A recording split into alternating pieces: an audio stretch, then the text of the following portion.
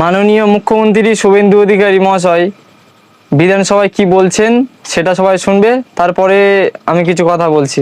ভিডিওটা কেউ স্কিপ করবে না। আপনাকে সংযত হওয়ার, সতর্ক হওয়ার, এই ধরনের কথা প্রত্যাহার করার এবং ভবিষ্যতে এই ধরনের কথা বলার আগে 25 বার ভাবার হুঁশিয়ারি দিয়ে আমি সবাইকে আশ্বস্ত করছি।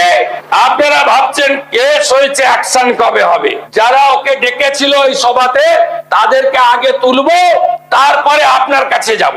যা করার করব, আমি আশ্বস্ত করছি আপনাদের। এবার এই ভিডিওটা দেখো সবাই, ঠিক আছে? এই ভিডিওটা সবাই দেখবে, তারপরে আমি কিছু কথা বলছি, ঠিক আছে? নামে এই মুসলিমদের বাংলাদেশে পালাতে হবে, কেউ এখানে থাকতে পারবে না। প্রয়োজন পড়লে প্রত্যেকটা হিন্দু মানুষ অস্ত্র।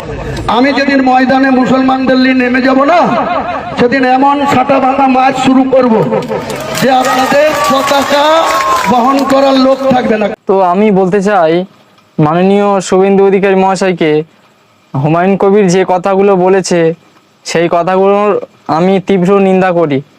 তার জন্য তাকে ক্ষমা চাওয়া উচিত, ঠিক আছে? কিন্তু আপনার দলের লোক যে মুসলিমদের নিয়ে এই যে কটাক্ষ করে বলেছে, তো তার জন্য কোনো ব্যবস্থা নেই।